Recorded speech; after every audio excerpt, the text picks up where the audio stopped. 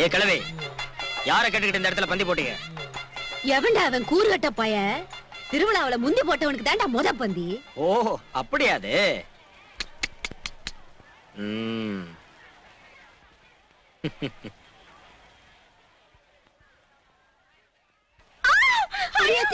ஏய், முத நான் உன் பேத்தி கையை பிடிச்சிட்டேன். பொஞ்சாதியா வச்சுக்கலாமா?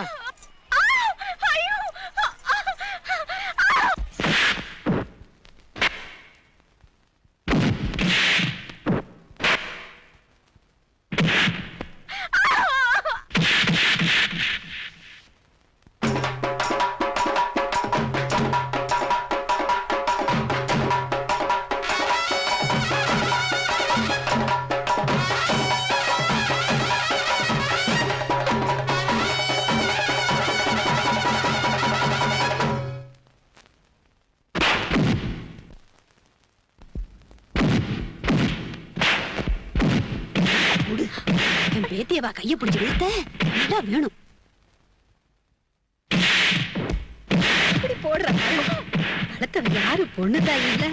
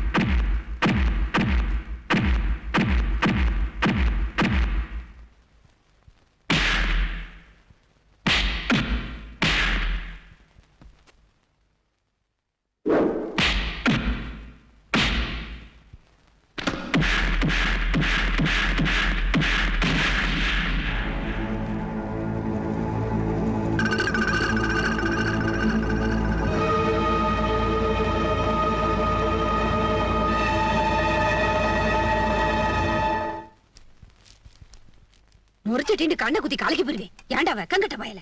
கறியும் சோறும் காஞ்சி போகுது இல்ல. மருமகனா வரப்போறவன் அவனை ஒரு வாய் சாப்பிட்டு போச்சுன்னு உணர்ச்சி இல்ல. ஆத்தா சொல்றா இல்ல, நல்ல நாடும் பொழுதுமா ஒரு வாய் சாப்பிட்டு போறது மாப்பிள்ள.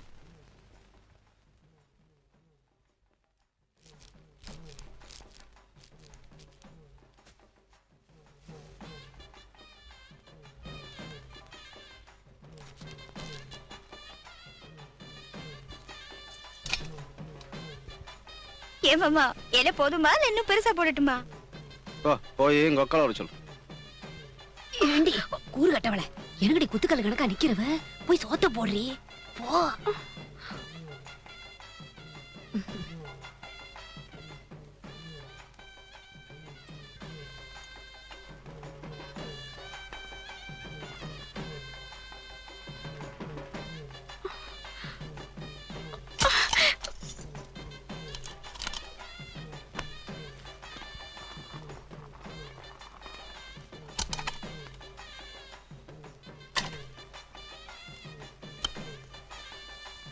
ஏமாமா பல்லுக்கு மெதுவா கரியா போடட்டுமா இல்ல எலும்பா போடட்டுமா?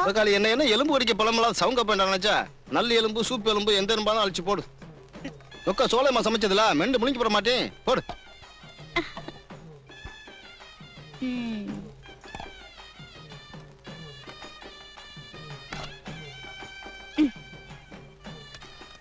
மாமா நல்லா சாப்பிடுங்க, உடம்பு ரொம்ப இழைச்சிருச்சு.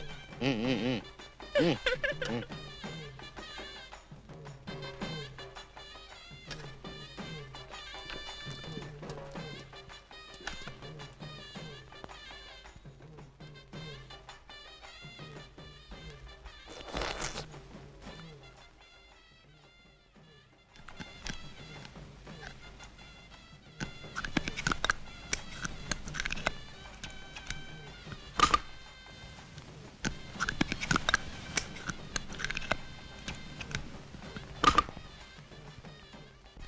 ஏல தங்கமுத்து, எத்தனை நாளைக்குத்தே அவனுக்கு இப்படி திருவிழா சோறு போட போற?